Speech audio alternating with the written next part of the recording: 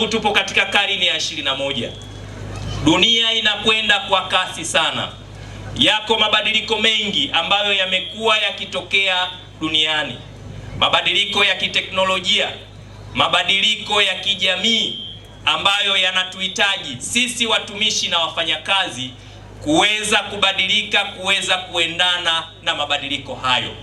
Sasa hivi tunazungumzia ulimwengu ambao teknolojia ya akili unde au akili mnemba imetamalaki katika jamii. Tunazungumzia mabadiliko ambako tuna makundi kubwa sana la vijana wakiwa wamekabiliwa na changamoto mbalimbali. Lakini tunazungumzia, tupo katika ulimwengu ambapo tunaona dunia ilivyokumbwa na machafuko ya aina mbalimbali ambayo yanaleta athari kwa namna moja ama nyingine katika nchi yetu, lakini kwenye taasisi zetu zinazotuongoza. Sasa wakati dunia inapobadilika, wakati jamii inapobadilika, wakati maendeleo ya sayansi na teknolojia yanapokuja kwa kasi, sisi watumishi na wafanyakazi lazima tuendane na mabadiliko hayo ambayo yamekuwa yakitokea. Kwa hiyo tunao wajibu wa sisi wenyewe kufanya jitihada za maksudi za kujiendeleza na kuendana na mabadiliko hayo.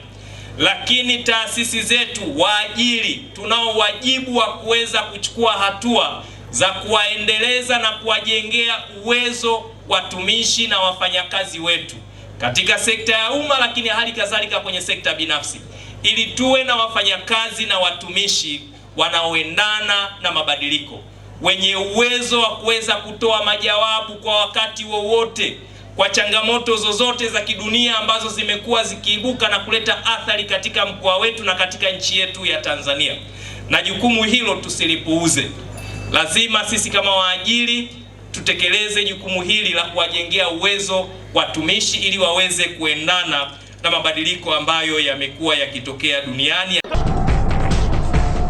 Mtazamaji wa J Online TV, ili uwe kwanza kupata habari kutoka JTV, subscribe kisha like, halafu bonyeza kengele hapo chini ili uwe wa kwanza kupata taarifa pindi habari mpya inapokuwa imewadia.